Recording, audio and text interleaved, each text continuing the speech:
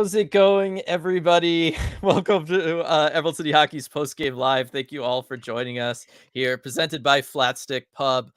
I mean, not the bounce back game that we were all hoping for after that opening night loss to Vegas Golden Knights as the Kraken fall 3-0 to the Predators. Still, I mean, there was some good moments, kind of front loaded in this game. A lot of stuff to talk about and a lot of stuff that the Kraken, just bottom line, need to work on here in the early runnings, RJ. Yeah, definitely. I think, a lot of stuff they need to work on for sure. But a lot of problems I think, can be coached, can be improved. And, maybe there's some reason for optimism down the road. But this was a pretty tough game. Yeah, and we'll get to all that in just a moment. But first, definitely want to thank Flatstick Pub for being our post-game live sponsor for this third season of Kraken Hockey. RJ, why don't you fill everybody in here? All right. So thank you again to Flatstick Pub for sponsoring all these post-game lives. And I talked with them today. We've got something fun to share with you here. Season-long specials at Flatstick Pub. Again, another reason why they're a great place for either before or after a Kraken game. We've got pre-game. So before the game, 50% off all the games at Flatstick Pub, and they've got lots of great games, mini golf, all kind of variations of it too. They've got some fun games there. And then post game, $1 off beer. So all their beer is local beer too. They only serve local beer, which is great. And you can get $1 off at their South Lake Union. These are at their South Lake Union location. So just show your Kraken ticket and you can take advantage of these two specials. They're going to be running all season long. So it doesn't matter which Kraken game, go and take advantage of those specials. Yeah, this is some good specials too. I really like that, especially being there, walking distance from the game and all that kind of stuff. I really like that. All right, so it's unfortunately another therapy session. Everybody didn't want to have to start with two of them, but here we are. We'll make the best of it. Start off with the super chat here from Schultz. Too early to put Yamamoto or Cartier on the second line? ? I don't know. I think you probably finish out the road trip. I feel like before you do any sort of tweaking, you see how the game against St. Louis goes. After that, though, RJ, if that game kind of goes as flat as these first two games, certainly from like a scoring perspective, I got to think everything's on the table. Yeah, I would think so too. Again, I would give it that one more game, like you say, but just given what the lines are, I mean, they're just not generating enough offensively. And that's normally when you see the line blender. And I would look squarely at that second line. We've seen good moments from the Beniers line. We've seen good moments from that Gord, Tolvanen, and Bjorkstrand line. That second line, just kind of going back to last season, just feels like those leftover bits that don't quite all belong together. And I think you might have to do a little bit of shuffling there. So, I don't know what exactly you do. It's tough because that means you kind of have Schwartz or Burakovsky as maybe a fourth liner temporarily. But I think, if you have another game like this, you do have to switch things up. Right. And, look, Yamamoto has definitely shown flashes through these first two games. Cartier getting his first, taste of this new season today.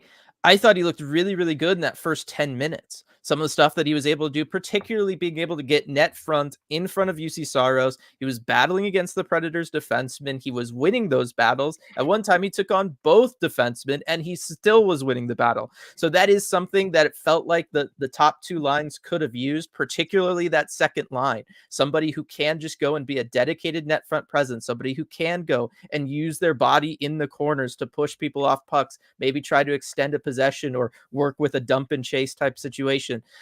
I think Cartier is certainly a guy that I would look at moving further up the lineup. But yeah, I mean, the first 10 minutes of this one, it looked good for him. It looked good for the fourth line. It looked good for the Kraken overall as far as getting in front of UC Saros. It's just unfortunate they couldn't keep it up. Yeah, it's what we remember pretty much from the playoffs last year. And I mean, maybe even just try him out, put him back where he was in the playoffs on that first line, see what happens. You can move Jared McCann maybe down to the second line. And I think that would be a lot of help for that group, especially someone creative like Andre Burakovsky. Give him a finisher to find there. And I know, Berkey had a couple of good chances in this one, tended to miss the net high. But, if you can get that playmaker side of him going too, I think that could be helpful. Yeah, picked up what Vince Dunn had in that first game. But thank you for the super chat there, Schultz. Sergeant Pickles duds. Nobody makes me bleed my own blood. Lars, probably.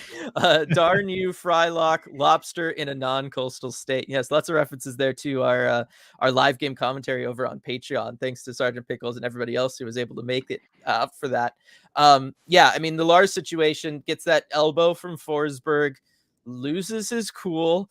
Dunn loses his cool again after losing his cool with Forsberg earlier and taking a bad penalty.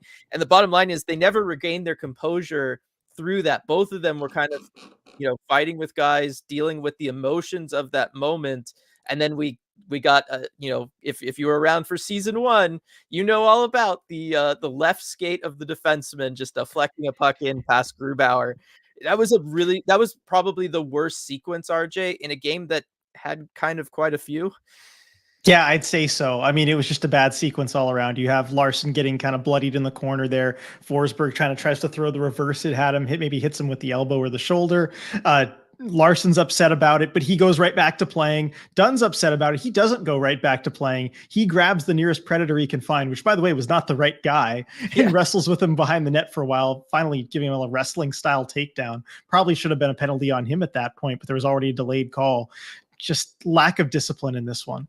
Yeah, Lars getting involved with an already engaged Ryan O'Reilly and cross-checking him along the boards. I mean, it was a really, really rough sequence for them. Jessica here with the big super chat. Thank you very much. Bam! Diversity loves company. Thanks for the group therapy session. You're very welcome, Jessica. Thanks for joining us for the Patreon live stream as well. And thank you very, very much for the super chat. We talked about the duds, got some studs here from Sergeant Pickles too. Game over by 7:30 Pacific. That is definitely true, especially after that last one. I know. Staying up till basically midnight. It's another half hour now before the last game started. Yeah.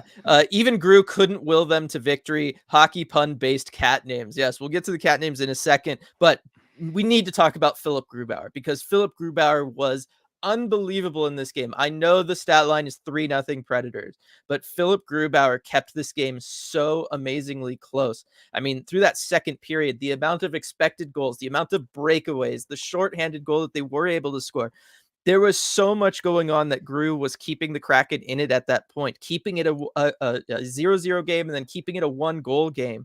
And it was really, really impressive. And it's, these are the nights where it really feels that extra little bit worse that you're not able to kind of come through for your guy in net. Yeah, this was a fantastic goalie effort that was really wasted by the Kraken, unfortunately. Grubauer did everything he possibly could to keep the team in the game for a while, and there were breakaways against him. There were just high-quality chances left and right, and he managed to shut the door through all of it. This is a game that easily could have gotten out of hand very early, and he gave them chance after chance to get back in it. You just have to get one for your goalie and try and build off that. Kraken couldn't do that tonight. I'm checking Money Puck here. Yeah, he according to Money Puck here, 4.6 basically, 4.6 expected goals against, only allowed 2. So that's 2.6 goals saved above expected in this one game. That's pretty impressive. Say, is that refreshed? Because I'm looking at 5.76 for the Predators. That includes total. The empty net. Oh, that's the empty netter. All right. Well, that's a whole extra so he didn't goal, face that. There you go. Well, that's good. Kraken must have worn off on me because when I was trying to go to Money Puck, I just typed in money and hit enter into the search bar. So that was, I've done that so many times. Yeah. Google search for money. Yeah. Nicole, that was discouraging. After game 1, we were looking for that bounce back. Different team, really hoping that, against Nashville, you're able to get a little something going. They're not as skilled as Vegas, obviously. Don't have too many forwards you have to worry about. Their style of attack is very different. The Kraken have always struggled against those heavy transition teams like the Vegas Golden Knights. Nashville, not really capable of playing that style, so they didn't think we would have to worry about that. And yet still, RJ, we had all those breakaways. We had odd man rushes. We had the slowest moving 4-on-2 developing in, I think, hockey history that the Kraken had to go and deal with. It was a little discouraging from that standpoint.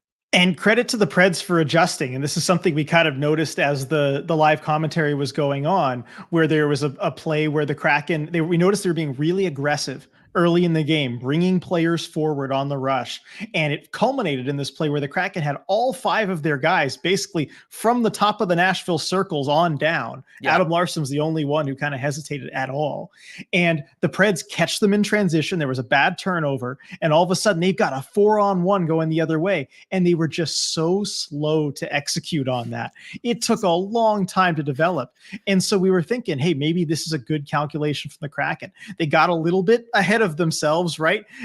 But because Nashville's so slow coming back the other way, it can't really hurt them that much. And so maybe that's a conscious coaching decision.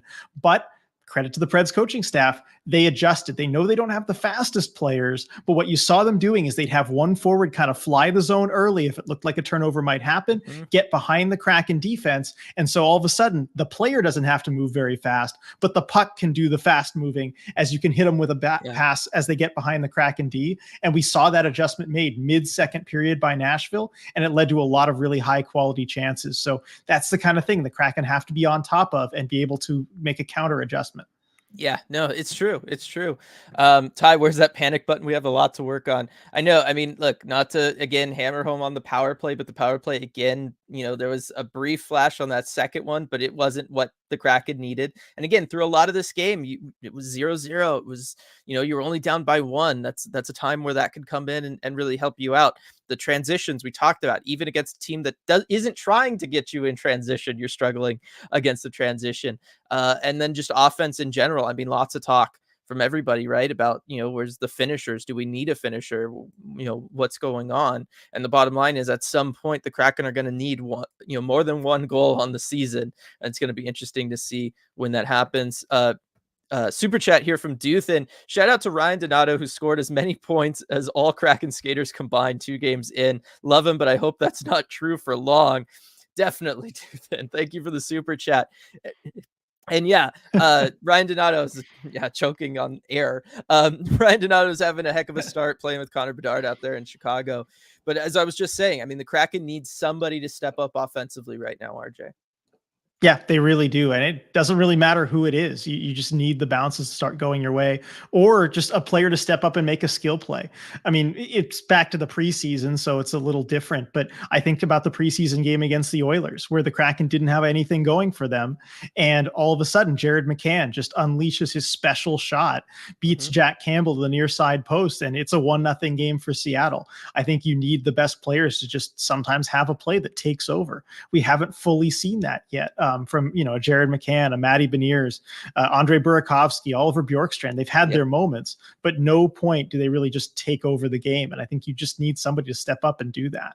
I think the player that most did that tonight might have actually been Jamie Alexiak. And again, you got to think back to the early first period, but he actually had the most things going on from like a dynamic creating offensive standpoint. And that's, it's great every now and then. But you probably don't want to have to rely on Jamie Alexiak to be your offense every game. Ty, we had momentum. We're on the attack. Preds made an adjustment, never looked back. We have to be able to adjust on the fly. It's true, RJ. That's something that the Kraken need to improve on. Joey with, not good, especially with the Blues, Avalanche, Rangers, and Hurricanes coming up. I mean, I don't want to say it, but people are talking about it, right? Like this has the potential to turn into a bad snowball. Yeah. I mean, if you don't sort things out by this next game and you look this bad against St. Louis, it has the potential to really kind of skid out of control. And I mean, it's something we saw the Kraken were able to get ahead of every single time last season. They didn't have a single losing streak longer than 3 games. And I think there's, a lot of leadership in that room that prevented that from happening. I think it has to step up again here now. I mean, they're needed early. We'll see what they're able to do, but they, good indication they were able to take care of it every single time last season before it spiraled out of control. Yes. Now there is some people, in here helping everybody stay positive. Cat, saying I'm remaining optimistic. I think that's certainly good, right? It's one thing to look a little out of sync, like John's saying, but there's still some stuff. I did like where is it, Sean? Pretend the like button is the panic button. So there you go. If you're hitting the panic button, you can hit that like button instead. Appreciate it, Cody. Also reminding everybody to hit the like button. Alex, can't win games when you don't score goals. Grubauer has been our best player by far to start the season. The rest of the team has been invisible. Just like we all thought, right, RJ? Yeah, no, we all thought that going into the season, right? You know, the Grubauer would be carrying the Kraken, right? But Yeah. Fortunately, that's where we're at. Definitely.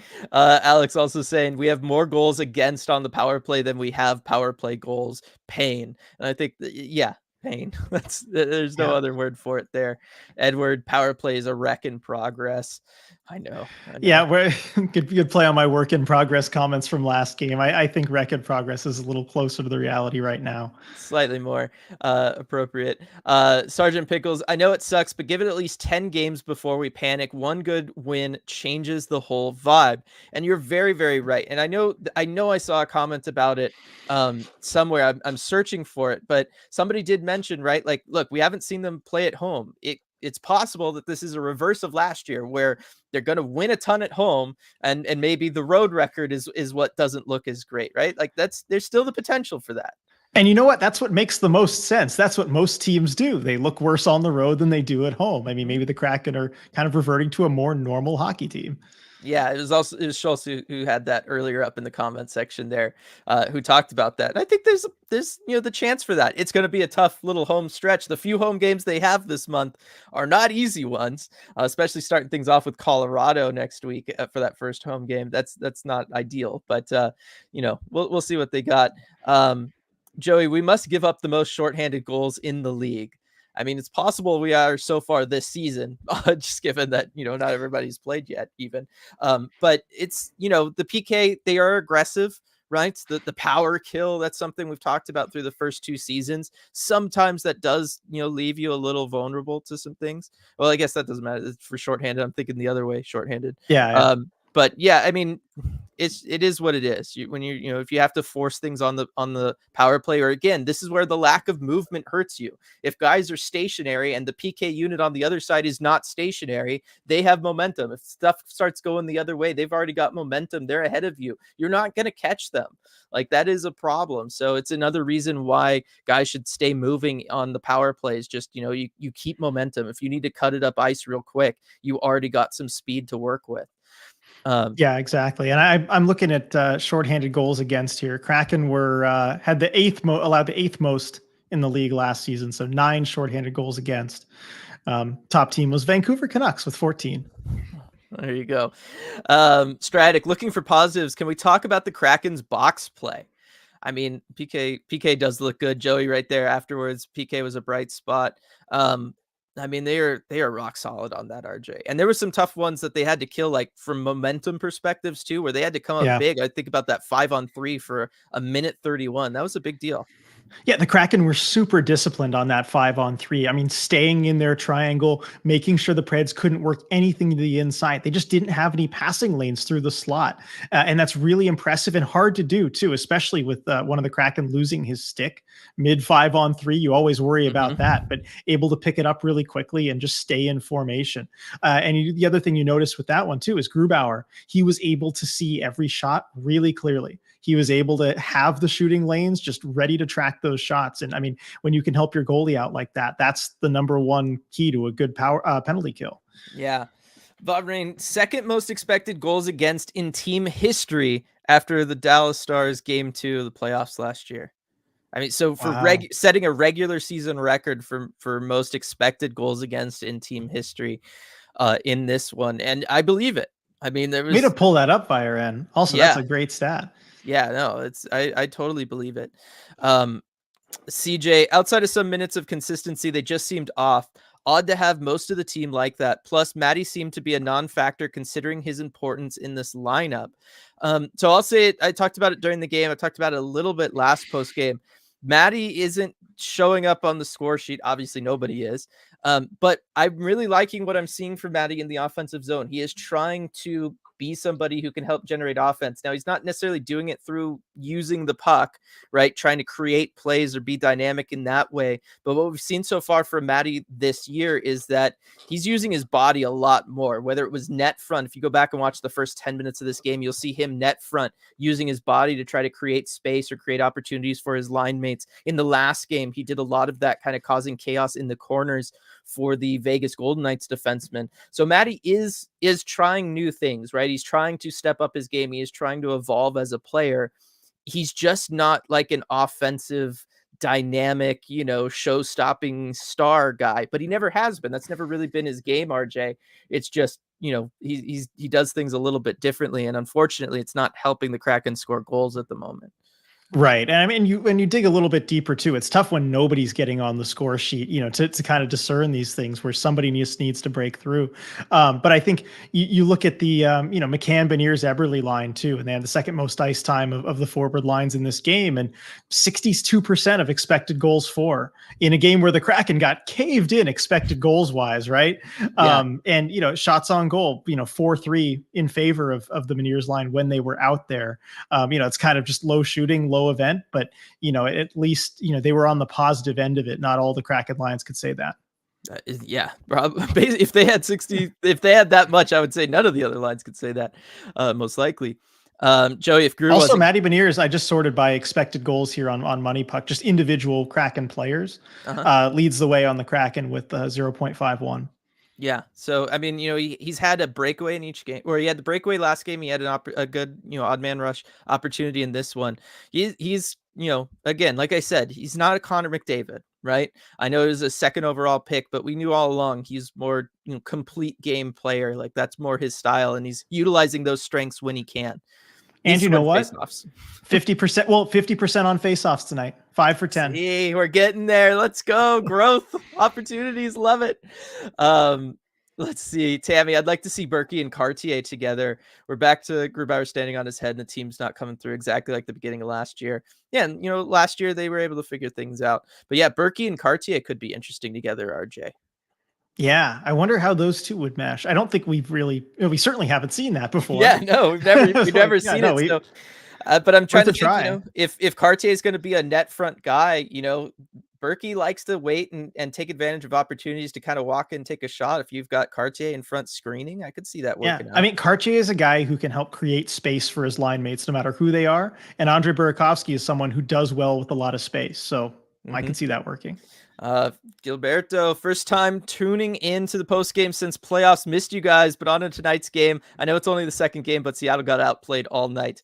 I will give you the last 50 minutes of the game, but I will stand firm that the Kraken outplayed Nashville the first 10 minutes of this one. They just didn't have anything to show for it. But again, you probably shouldn't lose 50 minutes straight, RJ, of getting outplayed. No, 10 minutes of good, okay to good hockey a night is not going to get you many wins. No, it won't.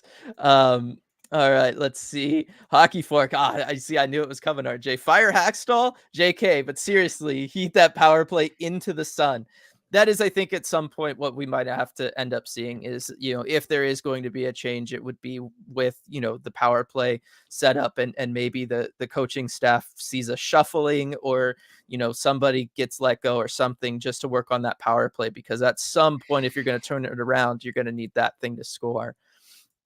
Yeah, I mean, you really are. I mean, I think Paul McFarland is probably where the focus needs to turn to. Yes.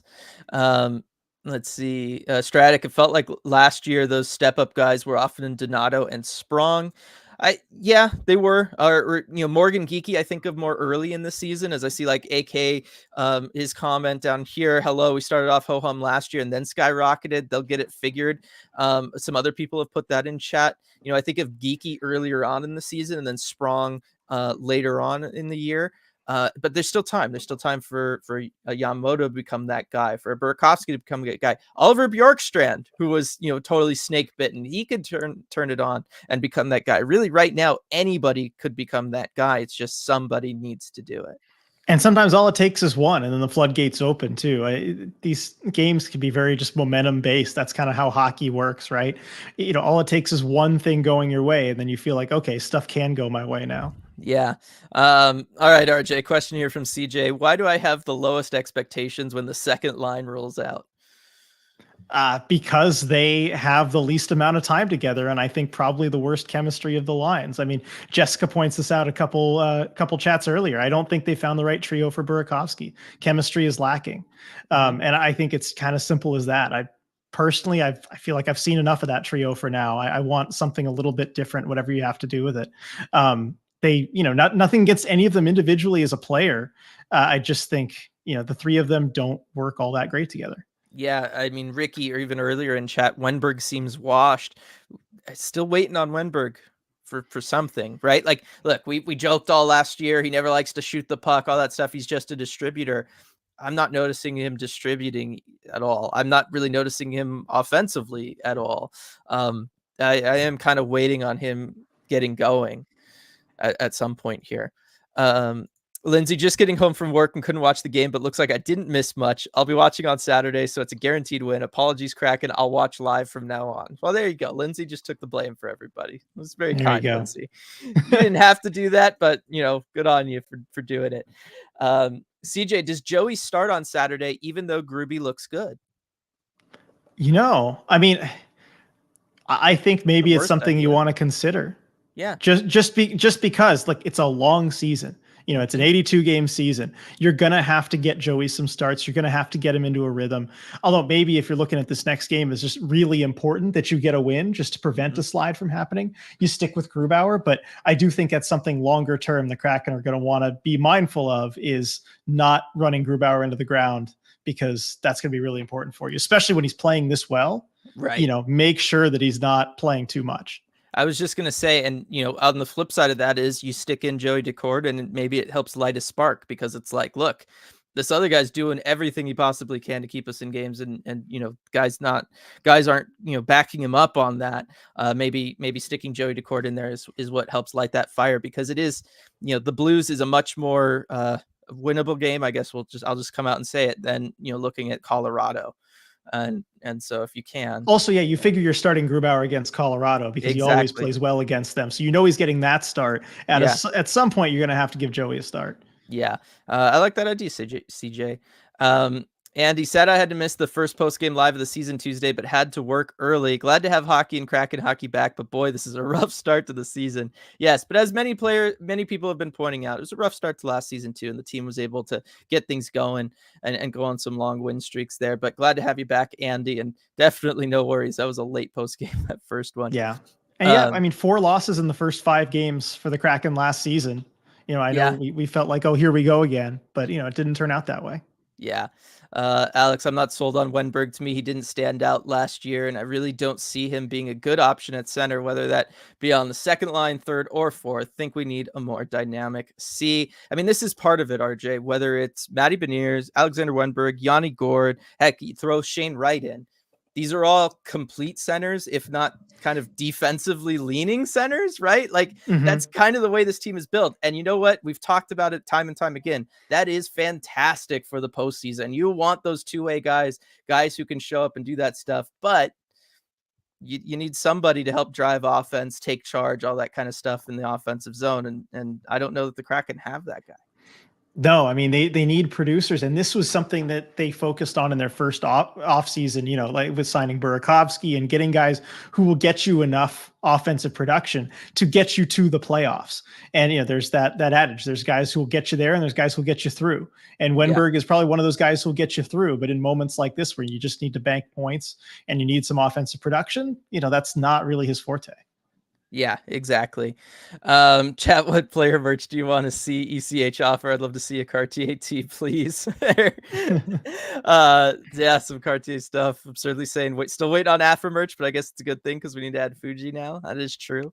I will just say this: merch design, it's the toughest thing for us, because neither one of us are artists or graphic designers or thinking that way much at all.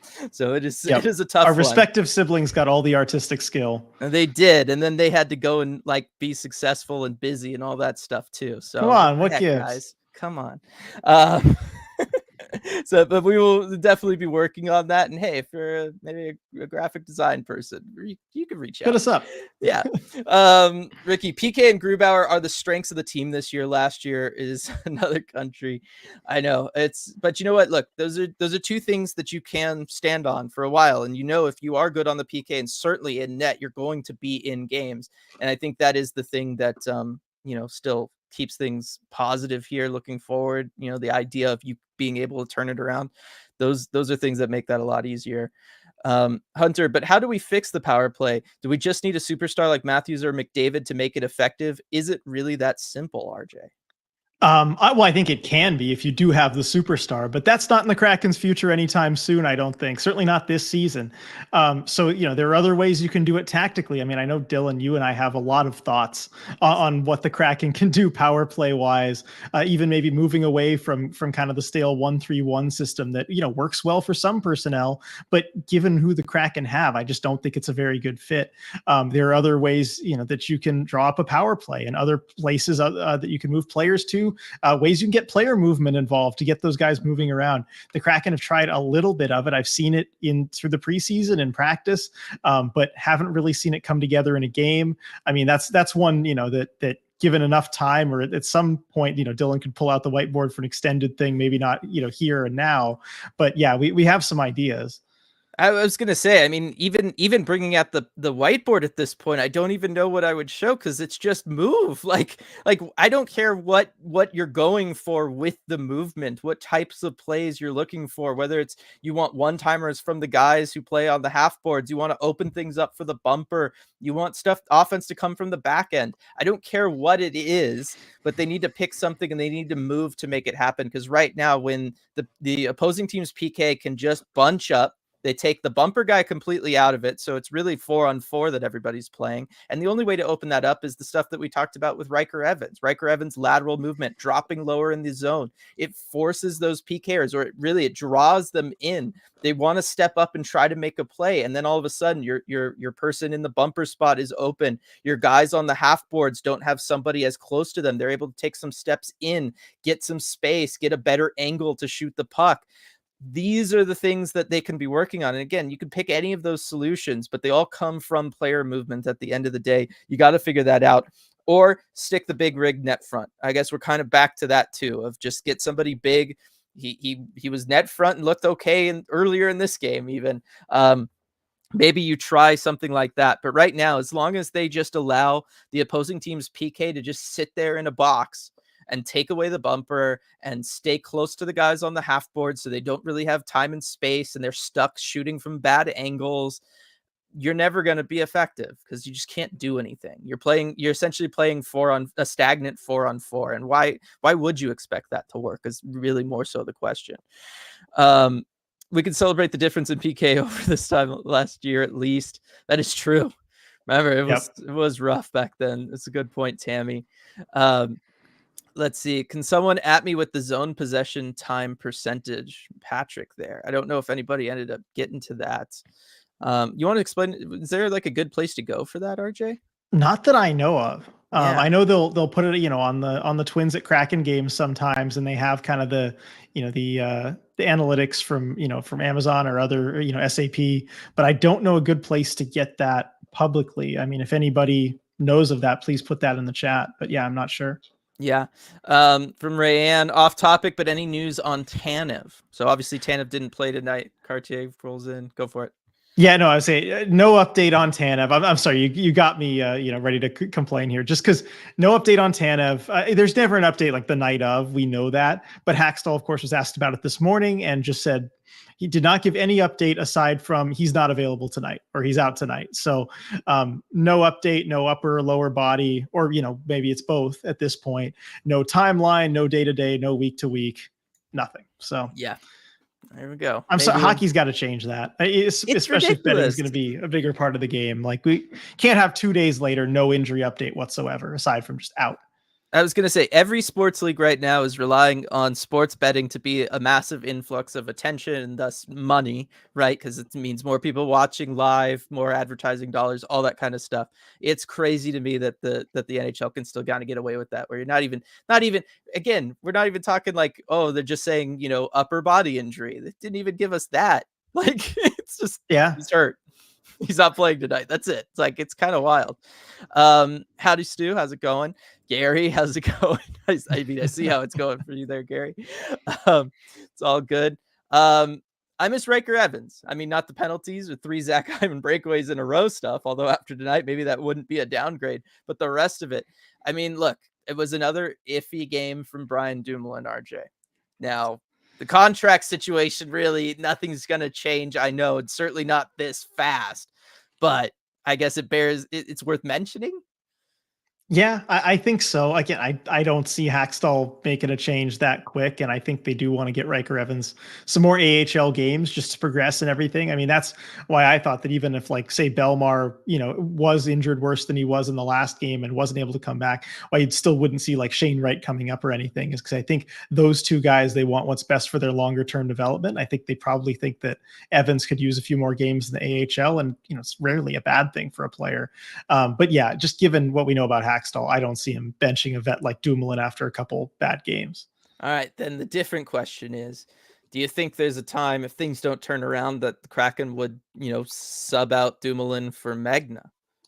That I think would be a lot more likely, just because you're looking at that role as just a kind of defensively sound third pairing defenseman. And, Riker Evans is not that right now. That's not his game. You know what I mean? He doesn't play the Dumoulin Magna style of game. But if you look at filling that role, Magna fills it pretty well. That is his game. And I think you might look at him as an alternative there and see what you have.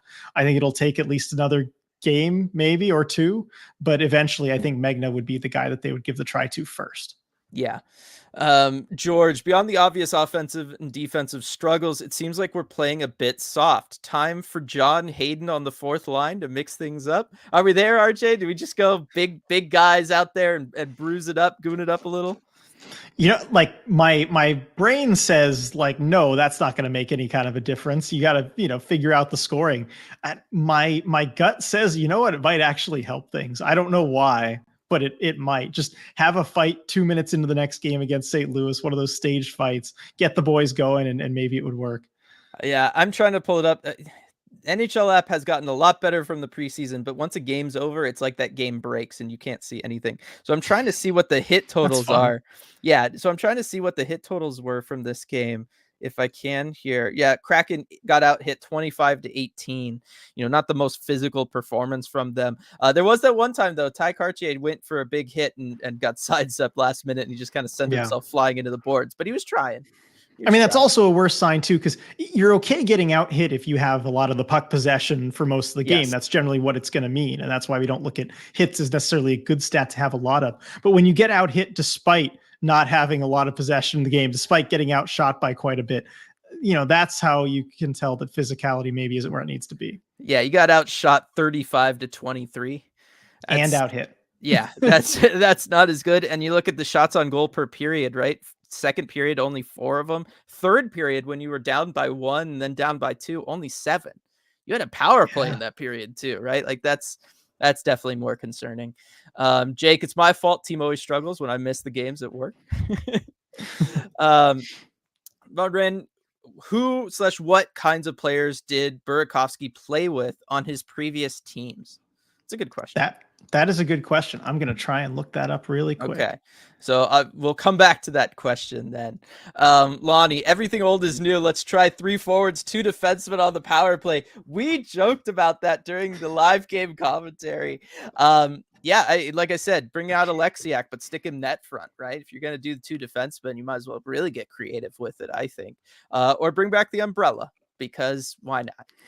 Yep, have that Dave Tippett umbrella power play. You brought in Dave Tippett for a reason. It's probably not just to have another Dave on the coaching staff or for the mustache. I have to imagine it was because they wanted to have the umbrella power play as a backup. It's the only thing I can think of. And you Okay, know so what? looking at this, Go for it. looking at the Burakovsky question. So in his final season in Colorado, the line mates that he did the best with were Nathan McKinnon and Mikko Rantanen. All right, so not quite Um, repeatable for us. yeah, followed by Nazem Kadri and Valeri Nichushkin. So let's try the season prior. Well, I was just gonna say, so that tells us one, he's capable of playing at a high level with really good players. I mean, that is, I guess, good to know. But the Yeah, second group, right? You think of Nichushkin, you think of Kadri.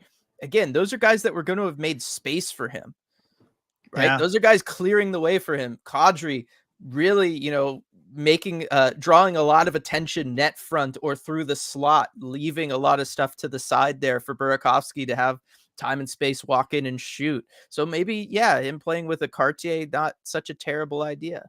yeah. The season before that, it was Kadri and Brandon Saad. The season before that, it was Kadri and Nichushkin. So See, yeah, those are lot of big. success with Nazem Kadri. Yeah, and those are bigger physical guys, right? And Chushkin, Saad, even, right? Like these are guys who are Chushkin and Saad. I definitely think of as power forwards, right? I think Ty Cartier is probably the closest thing to a power forward the Kraken have. Yeah, probably. Yeah. So that's, I guess it's worth a look. Duthan, did we make the wrong call sending Riker down? The power play looked good with him QBing it. No, I mean, we did just talk about that. I still don't think who you were supposed to then send down in his stead. I mean, you would, I guess, waive Magna and healthy Well, you scratch don't have to. You have the extra roster Borgen. spot. You Oh, could that's just true. Yeah. yeah. But still, you're then healthy scratching who? Borgen? You weren't going to do Dumoulin for, certainly not for the first two games after you just gave him that contract. It's a significant contract. It's not massive, Yeah, but it's Schultz enough. maybe. Yeah, I don't know. Let's see. Jen, also going back to the whole starting Joey, don't waste Joey's talent. The longer a backup rides the bench, the rustier they're going to get. It's true. And I like that. You'd still have through the first 4 games, Grubauer starting 75% of the games. It seems appropriate. Certainly for the first bit of the year. Edward, glass half full take at 0-2, nowhere to go but up. Not wrong. It's true. Yep, factually true. That's true. Jen, but there's nothing wrong with the power play. I know. So we'll probably hear it again at some point too from Hackstall. Braun, hey guys, good to be here for the first time this year. Good to see you again, Braun. Did we get the super chat from Braun yet? Oh no, I was just getting down there to it. It was There you just go. one more thing down. Hey boys, who coaches power play and when they fired? It's Paul McFarland, and who knows? Yeah, probably when Hackstall is fired. Unfortunately, I mean, again, I got to think at some point you would make that change. You have to at some point. Maybe I'm a little bit, jaded from my experience with the Sharks and Slot and all that. Yeah. Yeah, and their power play that got very bad and cost them playoff series and potentially a Stanley Cup, and the guy running it still did not get fired. So, it can get a lot worse before changes are made. I'll just say that much. Mm-hmm. Alan, they better fix this before the next 3 games after Saturday because it's a gauntlet. Thanks for the therapy, gentlemen. Gonna take a bit to shake this string of bad games off. It will, but they'll find a way. They'll find a way. But thanks for joining us. Brandon, I've skipped the panicking stage and I'm going directly to the buying of Glenn Calabrini Kraken jersey. No, we can't go that far yet. A little extreme right away, Brandon. A little bit. CJ asking, who is the center call up if one of our centers gets injured for a few games? Podorowski? Possibly. Also possibly Shore. I think Shore might be the guy if you're looking for someone just kind of defensively responsible. Hackstall and the coaching staff seem to like him. So probably Shore or Podorowski if you want like a game breaker type of guy. Yeah. George, we're 2 games in, a lot of season left. People were calling for Hackstall's job at the beginning of the season last year, only to praise him at the end as coach of the year, potentially. This is very true. I remember it well. It's one of the few people hopping on here for those home games, RJ, facing the barrage of the Hackstall stuff. Oh, man. Tammy, I don't know anything about Dumoulin. Can you give a little background and history on him? So he played with the Penguins for over a decade. And it was good for a long stretch there. One of their more reliable defensive guys. He could also move the puck a little, step up when you needed him to, but just a really solid guy. Certainly somebody capable of munching a lot of minutes. Was around for the 2 Stanley Cups that they won, kind of mid point in the 2010s there. But the last year especially was just awful. He was pinching up at the wrong times, really struggled. It sounds like in transition, and that's what we've seen from him through 2 games here, or even in the preseason. Like, transition's been rough. Yeah, and it has, and I think also he was put in a role that was probably bigger than what he could still handle at his age too. I mean, he was averaging over 20 minutes a night. He was a legit top 4 defenseman, and I think part of the thinking might be, okay, we'll just give him a little bit smaller of a role, and he'll fit that better, because he was facing off against some of the other team's best players consistently in Pittsburgh last year, and that's very difficult to do. And so in a third pairing here, the idea is that you give him a little bit easier of a workload. But yeah, he also, he scored a very big goal in the 2016 Cup final at a game that we went to where the Stanley Cup was awarded. So that's what I remember for the most. That is true. Ty, do you think having a completely new fourth line could be having a tough time with the systems? It's something we definitely have seen with new players coming in. Systems take time. There's 2 things I would say to that, RJ. 1, what systems?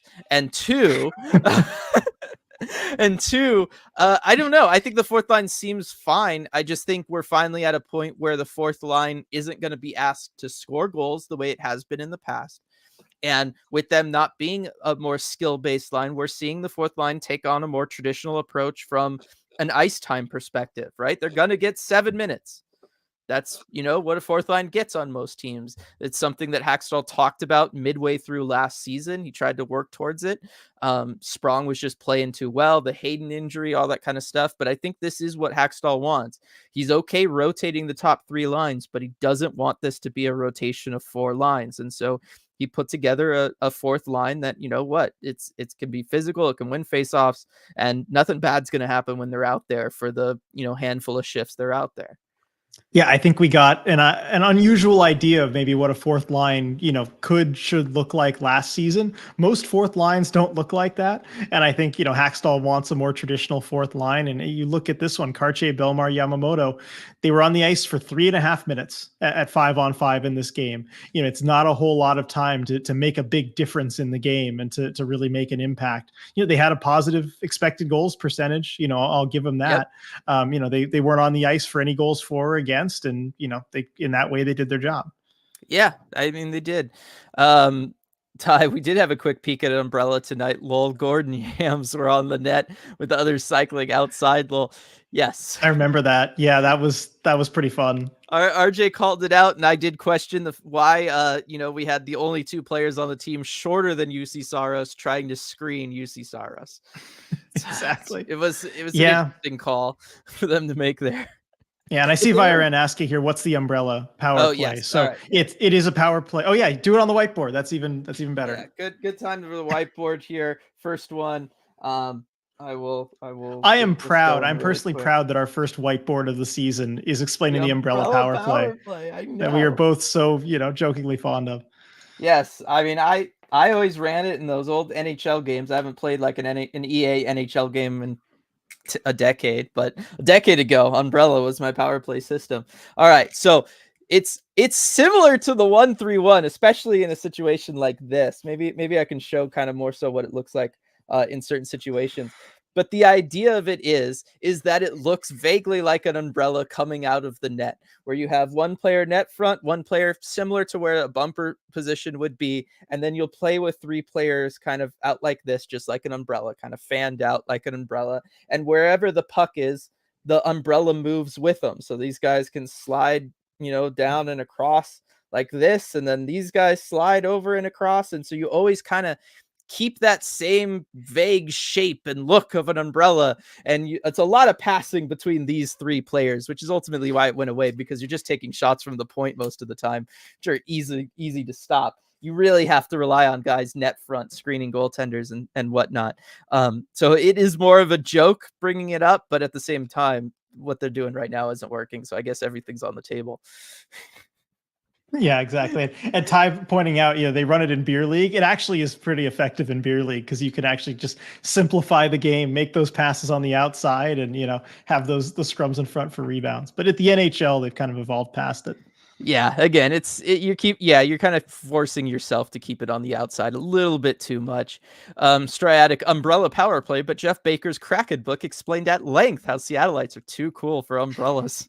Does it really? Does it? There's probably a whole chapter I on it. believe it. I believe it. All right. I won't go too far down that rabbit hole there. Let's see. Jessica, we aren't great at picking up rebounds. That is true. I mean, I don't know if you're meaning offensively or defensively, but I will say that is true to both. Yeah, pretty much. I mean, defensively, I think guys just kind of can lose track of the puck sometimes and where it pops out, and I lose track of their man also. And then offensively, I mean, what does it say though that the Kraken players that are most likely to go to the net and pick up those rebounds and work hard to get to those areas are their smallest guys? It's Yanni Gord, it's Kyler Yamamoto, it's Jaden Schwartz. Those are the two that we noticed too on the umbrella power play setup, where it was Kyler Yamamoto and it was Yanni Gord net front. They're two shortest players, and they just don't have a big body that can really impose his presence there in front of the offensive net. Yeah, no, it's very true. And this is also where I don't remember if I did mention it or I meant to mention it last post game live, but the seemingly disconnect between the defensemen and the forwards in the defensive zone. And we really saw that again tonight, RJ, where there isn't a lot of communication there. There isn't a lot of, hey, if this defenseman has to go into the corner or drop behind the net, the forwards kind of slide back a little and help out, or the center kind of moves into a more net front role or position. We're not seeing any of that right now from the Kraken in the defensive zone. What we saw tonight was, as many people in chat during the live game commentary were pointing out, a lot of guys just bunching up in the middle, right? Just kind of perfectly center middle too, like right here defensively. Not doing too much by doing that. Nashville was able to get a ton of shots in that first period, in the first half of the second period. Just they were all outside easy shots, right? Like Grubauer wasn't having to do too much. We talked about it. They had like 15 shots and only like 3 of them looked dangerous on Grubauer, but they were able just to keep getting a ton of offense because there wasn't wingers pressuring defensemen. There wasn't, a center really harassing anybody from moving towards the inside. I really think some of the problems defensively right now for the Kraken come down to the forwards not coming back and really kind of contributing with that defensive system. And hopefully we see that change. Yeah.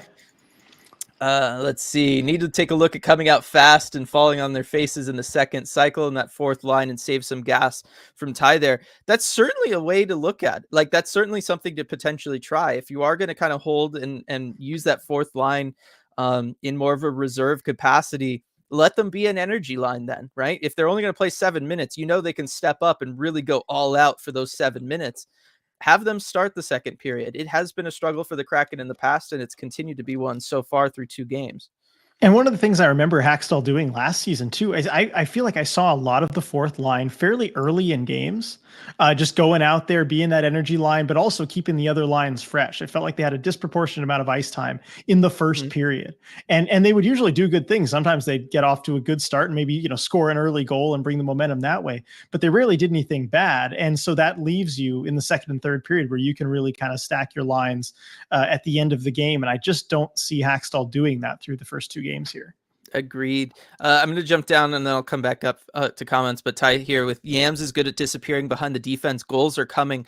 I would agree with that because, he's been there. And what we have seen from the Kraken when they've been able to establish things offensively or when they have tried to attack off of transition, they are trying to find backdoor plays.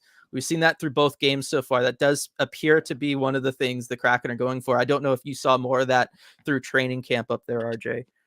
Yeah, a little bit. I did see some work on that. I mean, it's tough because a lot of the scenarios were like, without the same kind of, defense or defensive numbers that you'd normally see. But yes.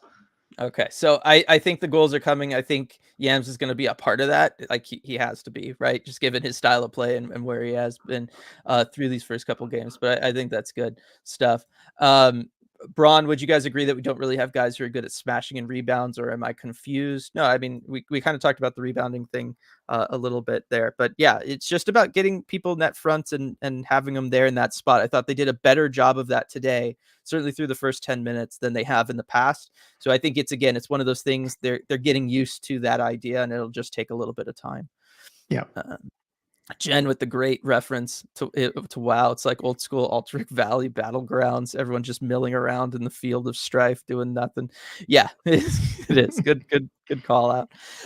Braun, I've felt uninspired in general about the game so far, but the news guys especially feel like they're making the new guys especially feel like they're making a bad first impression. I don't know that I'd go that far, RJ. Yeah, I wouldn't. I mean, in Dublin's case, yes.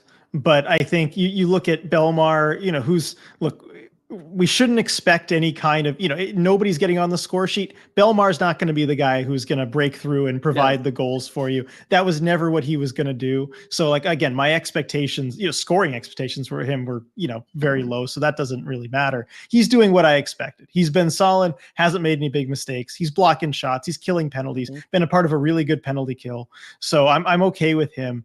And Yamamoto, like limited minutes, but like, I like the things I've seen from him, and he's willing to do things that, not enough players, I think, on this team are willing to do, going to the net, trying to get lost in those tough areas.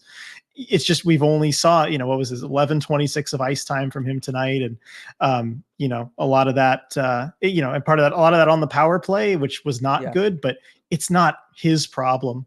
The power play problems go way past Kyler Yamamoto. So yes, they do. I don't know. I've been okay with those two. Yeah, it's a changing of expectation for the fourth line that needs to take place, just because the fourth line is different. Their job is different. What Hakstol wants from them is different. And again, the emphasis should be falling on, frankly, it's the guys that should be scoring more and generating more offense, the guys who are being paid to score more and have more offense. I pulled up their cap friendly page. Burakovsky, Eberle, Schwartz, Bjorkstrand, Yanni Gord, and Jared McCann. That's 6 forwards all being paid $5 million or more a year, right? We're going to focus on who needs to be up in the offensive game. I feel like that's the list you look at probably for it. Did Fuji go to bed? Yes, Fuji did go to bed. Fuji is on the layup. Yes, the fugitive. He did go to bed. I was thinking about bringing him out here, but I think I'm going to try and save it for the first Kraken win when the vibes are right. Also, he's sleeping, and I don't want to bother him. But yes, Fuji did go to bed. And then let's see. Fuji's a face-off guy, right? Yes, definitely. Face-offs, veteran leadership. Those were the stuff that Belmar was brought in for mostly. CJ, Travis Konechny has twice as many goals this season than the Kraken. He looked good on the second line with Berkey. We're back to Travis Konechny, RJ. Yes. I mean, hey, he would be a good addition. I mean, really anywhere, just given what he brings, right? And that's an option. Again, the Kraken do have the cap space and the assets to bring a guy like that in potentially if they decide that's what they want to do. Yeah, and you know what? We'll see, right? If the slide continues a little bit, it's totally possible that we see them go out and be aggressive. Let's see. Edward, I want PEB to score the first Edward goal for the Kraken. I don't want to have to wait for Chalet. Yeah, it might be a long wait, but I think Pierre-Edouard Bellemare will get there.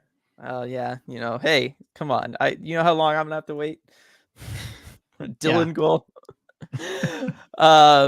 Let's see. Tammy, I got into hockey with the Kraken's first season, so I may have missed something, but why do we hate Lauzon? We don't hate Lauzon. Lauzon was around for the first season with the Kraken, or the first half of the first season, and he played pretty poorly. And so yeah.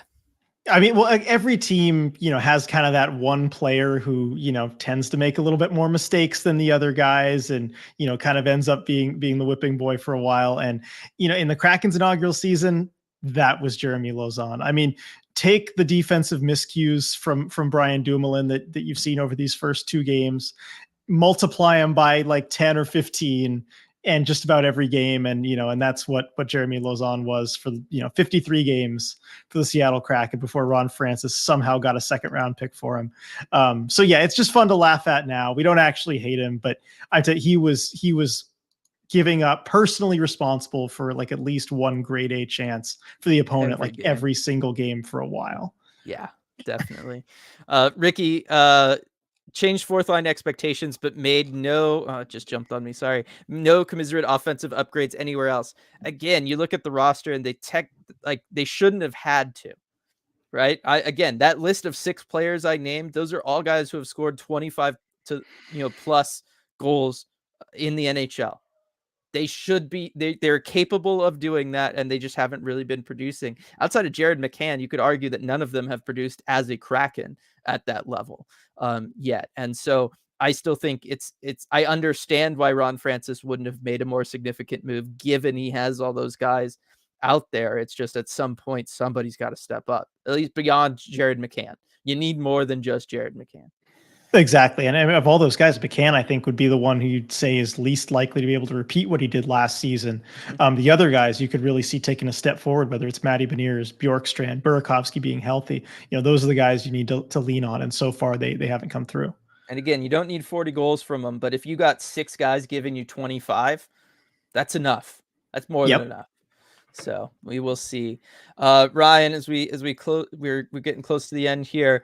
How do we begin to win the face-off battle? Is it just going to take time for our young guys to learn and grow long-term, or can we make an improvement this year?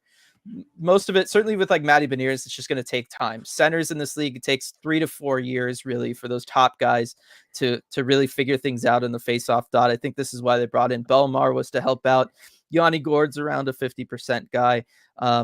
And then Wenberg, I don't know. This is probably just who he is face-off wise.